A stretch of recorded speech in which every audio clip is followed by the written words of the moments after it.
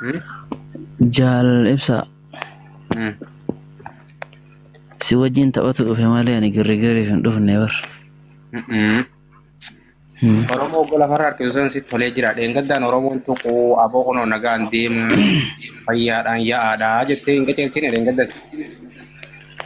Dheengadda hargee nama shanyaachisee obaasee viidiyoo waliin gadhiisee laayivii gubbaratti galgala sana fiddanii ijoollee baale. Aduun hin beekaa obsaame ragaggaa ayyee. Galgala ijoollee baale fiddanii ijoollee arsii fiddanii tumaan turreessan.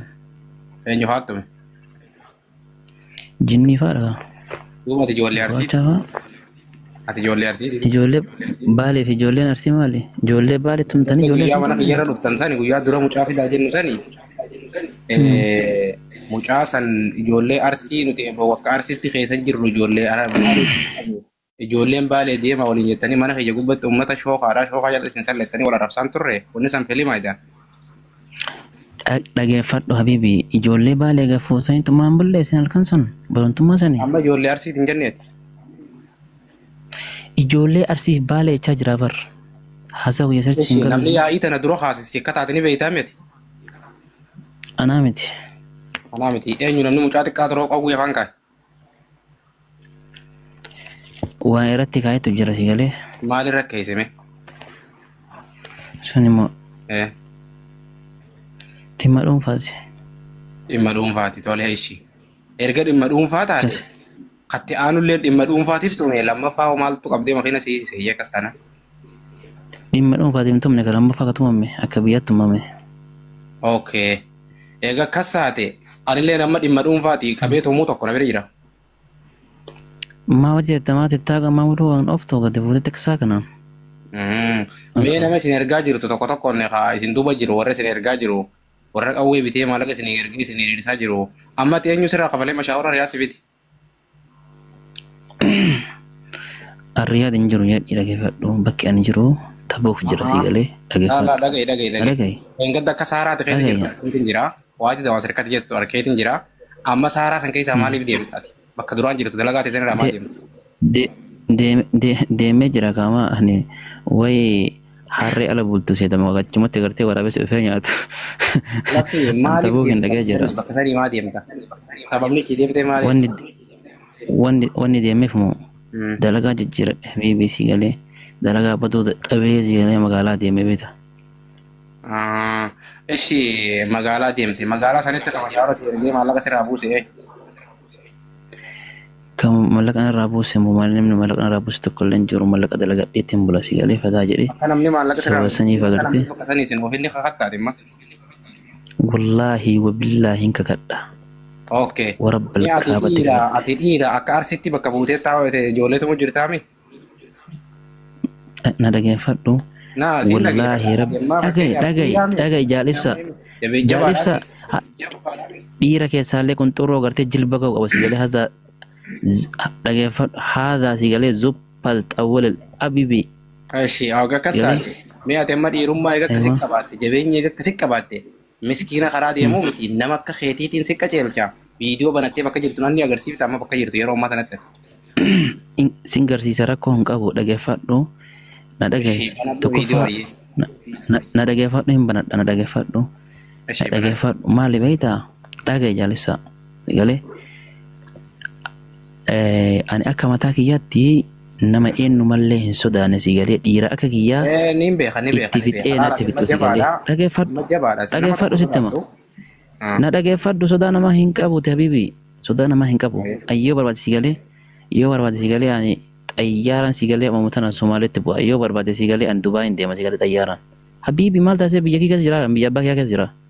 Dhugaadha biyya abbaa keetii keessa jirta habiibi dha jettee jenne ati amma biyya abbaa keetii keessa jirta bakka jirtu san viidiyoo banadhuuti an kana kun hojii akka kiyyaa kanatti garta an dheengaddaas gaafaan lolu viidiyoon cufanne garte arraas viidiyoo cufanneen jiru lola fedheesi mee ati akka kiyyaa kana konfidensii fi dhiirummaa fi jabeenya yoo qabaatte as bahi viidiyoodha dhiira akka teetiitiin bakka jirtu sitti ergaa bakka akkanaatiin jira bakka tanaan jira jii wasafime dhiirummaa qabaannaan kan ayyee keessaan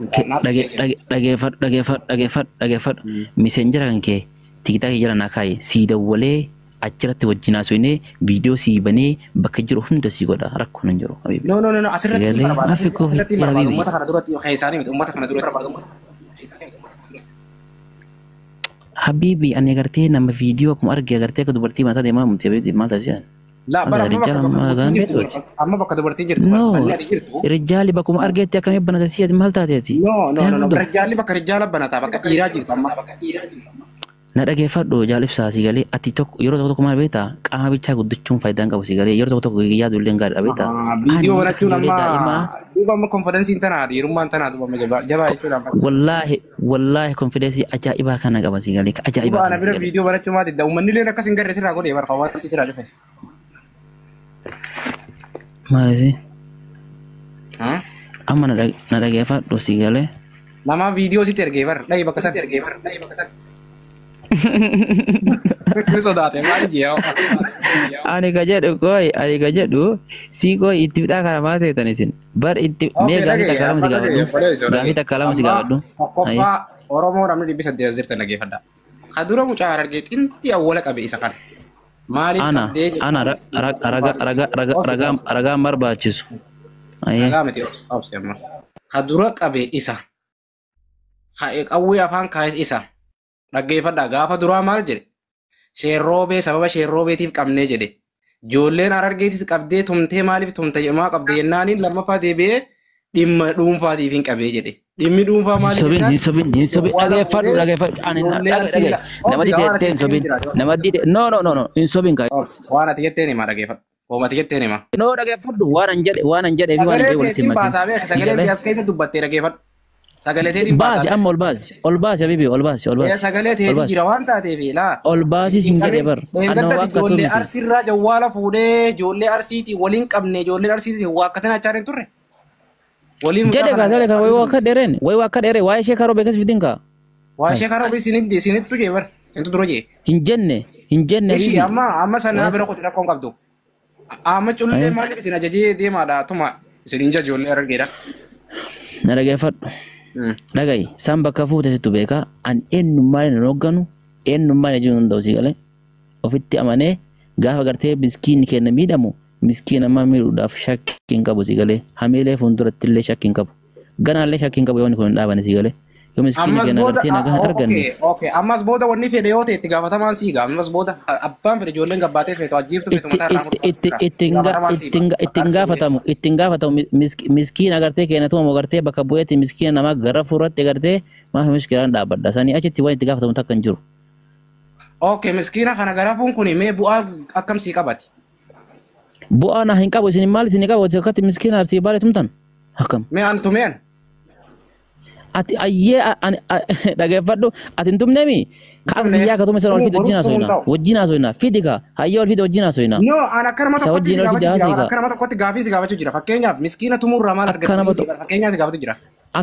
Akka nama tokkootti dhagayi akka nama tokkootti si galee miskiinni kiyya gartee obboleessi gaafa tumamu obboleessi kan keettilee tumamuu qaba gartee ka gartee obboleessi tumu sun shakkiin qabu. Fakkeenyaaf ani hin tumamne fakkeenya ana haa tumu amma sii tume. Ati tumamaan jirtu miskiina karaa deemu tumamaa jira. Miskiinni karaa deemu kun arsii Harargee hin qabu. Amma miskiina meeqaa dhufee na goree na wajji nyaatee na wajji dhugee dabra. Sibira akkasuma nyaatee dhufee qotee darba. Miskiina kana qabdee tumtaatis boruus kabiraatu dhufe qabeentuma. Iftaanis kabiraa dhufe qabeentuma. Faayidaan maali jijjiiramni maali? Faayidaan hin jiru bar faayidaan hin jiru. Miskiinni miidhamu nami faayidaan hin jiru bar. Garuu ammoo waan kana gartee yoo gartee dhugama gartee ati miskiina abbaan dhuunfaa sana miskiina dura fiddee tumte sanii maaliif kaameraa duubatti hin tumanii kaameraa dura fiddee tumte? Sammo hattuun mara hattuun ganna qabduuti hattuun ganna qabdu war. Waan hattuu ta'eef fiddee miidiyyaa irratti tumte? Eegaa irraa bira duuba moo wanni san balaa dhalee kunoo miskiina meeqa lafarraa fixaa jira kaan kontiroolraa muraa jiran kaan hudduu muka kaa'aa jiran. Amma duuba miskiina kana maaltu wayyaaree amma fakkeenyaaf maquma saniin amma kunoo wanni hedduun bu'aa jirti.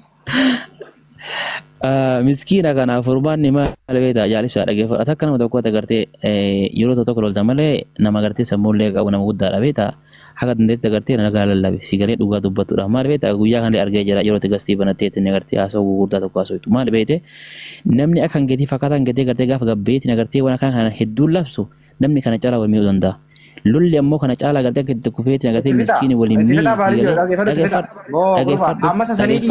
waan karaa gabaatu godha atillee yakkamaadha ka yakkamaadha atillee mucaa amma maqaa hattummaa irra haa hojjettu kana ni fiddaa nageenyi kun akka xiqqat jee dhaabbataa ni fiddaa mucaa sana barbaaddee mucaan fayyaan deeme ka mucaan nagahan jira nagahan eega fayyaan deemes fayyaanaa deemu dhibdeen isaa deemu mucaa san nuuni fiddaa deemte akka ati hannattumtee fi akka dhugumaan jawwaala fuudheef akka kaan gaafannee mirkaneeffanna yoo mucaan kun dhuguma yaan jawwaala hateetiin natumanii jedhe dubbiin dhumatte yoo dhuguma dhimma tumtee fi lakkii dhimma gaddaatiin tumtee mucaa san todda baasa mucaa san ni fiddaa dhimma. Na dhageeffadhu ani dhimma dhummaatiif tume yeroo sana agartee gadi dhiise mucaan sun agartee gadeema yoo xiqqaate gara guyyaa 10 gahee jira nama guyyaa 10 gahee eessaa fuudhatti fixan. Okay duba nageenyi kun fonga mucaan san dhufutti maaltu falama miskiina kana. Walaa fitu ka walaa sheeramu walitti yaa'ee. Garuu ati dura ati eegaa ati dura tumtee wanni kun dhufuu ni amantaa miti akka ijoolleen argee duruun tuqee akka ijoolleen arsii dura fiddeete kana ni amantaa miti. Abbo ani hattuutume bara ani hattuutume hargee fayyaa gabbaanutume hattuutume harreetume feetu waan feete tume ifi ilmana harargee haduro tuqe siimi hattullee haa ta'u. Intuineen ilma hargee intuineen hattuutuqe hattuutumeen ilma hargee tokko intuineen. Okay maa gandaa yaamsiftee tumta duba akka saanaan nuti ilmaan arsii kana sigu iyyaamsifne viidiyoo teetu jira iyyaamsifneen ganda viidiyoo kiyana ani iyyaamsifne wal gasira yaamsi malee iyyaamsifneen. Hayyee fakkeenyaaf amma asirratti yoon gattaa'ee lola labse amma sababaa keeta kanaan lola labsee ijoollee gaaraa ta'een gadda qawwee shaqaashakan san lammaffaa mallee deebanii yoo shaqaashakanii sii fidanii hagam takka gammada takka hangam takka aartati. Nan gammachiisulee nan aarsullee sababni isaa maal beektaa miskiinni karaa yaa waan ta'eef. Laal bar adilleen kanoo karaa deemu miskiinuma akkasii tumte miskiinuma san akka deengadda iyyan sanitti qawwee shaqaashaktee ma ijoolleen karaa jirtu ijoolleen harargeetuni. Shan takka shantama hiriirsitee qawwee huddura dhooyitee yoo sii gadhiifte takka miila kana jala waxaltee yoo sii gadhiifte hangam takka si aarsa. Barra sababa gartee kaarraayyuu gartee rakkinna gartee ulfaatee deemaa jiraami kana war rakkoon jiru kana.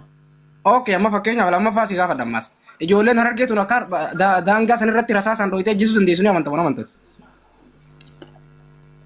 Ka arsiillee akka ajjeesuu danda'u ni amana. Waa thank you ifi daangaa sanirratti akka wal ajjeesuu danda'anii amantaami. Ni amana. Ati ammoo suudeera biraa keessa ta'e nama tokko ajjeesuu kan dandeenye ni amantaa? Ani moo? Tumuu dandeessa malee ajjeesuu kan dandeenye ni amantaa? Rakkoon qabu kaamaa akkuma gartee karaa argaa jiru arsiilee jira maa kana wal waa kannaa hin beeknu. Akka saanaan lola gaara gad deebifnu? Ibanni wannummaa dhagaa ture hin jiru yaa habiibi. Ewaada girgir barra yaa habiibi inda jabal. Mishkiilata al-akbar si galee. Walii galle amma. Walii galle. Ishi ayyee si taata lubbaa.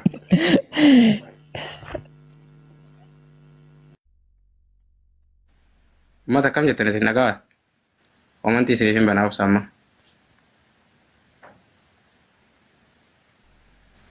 Hafuurri isin icciteemi? Isinii bane amma omantii kuno. Haasaa amma waan feetan. Lolli Suudi Arabiyaa keessaa miti karaa gaaraa sanaa gad deebi'uu jiran bakka qawwee sanitti. Abbaa waraana dura yaa'ii tana fideetu dubbate sii galee. Abbaa dura yaa'ii tana kaaseetu lolli gaara nu wayyaa, gaara nu bareedaa, gaara nu gad deebi'uu qabaa, gaara wal shaqashaqoo qabanii jedhe. Dhageessanii? Dhageessanii warri gaaraa? Ajjeesaadha. Warri gaaraa dhageessan moo dhageenye? Lolleen gaara jirtu taarsiitis saar argeetis. Dhageessanii mi? Lolli gaara tola. Warri karaa gaaraa jirtan san warri qawwee dha'uu danda'u warri qawwee jala waxaluu dandeessan san lollichi taa deebi'uu jedhe. Abbaa dura lola kana eegalee jee. Gurbaa dura lola kana fideetu lolli gaara tola. Ijoolleen gaara jirtan lola kanatti fofaadhaa. Isin barbaachisaa. Lola eegalaa. Shakaa qawweedhaan tumaa. Dhageessanii migaa as booda wanni biraa ta'e isin dubbannu ni jirti. Hojii eegaluun isinirra jira gaagitee kana. Hojii eegaluun isin bira jira amma. Ijoollee gaaraa bira. Guyyaa lamaaf akkanatti ganaa lolli Suudi Arabiyaa keessaa dhaabbatee jira. Ijoolleen Suudi Arabiyaa keessa jirtan dhaabaa lola. Ijoolleen hojii hojjettan dhaabaa lola. Miskiina karaa deemu nyaachisaa obaasaa dhiisa. Warri gaaraa humna walitti alaallatu. Kam jettan? Warri gaaraa gurra wal micciiraa fida. rasaasa akkasitti itti roobsaa tititit godhaa akka galaanaa kanan roobsaa fida nama akka keessanii kanuma dubbiin dhumatti miskiinni Suudii Arabiyaa keessa roorrifamuu dhaabbatee himmatu as booda walii gallee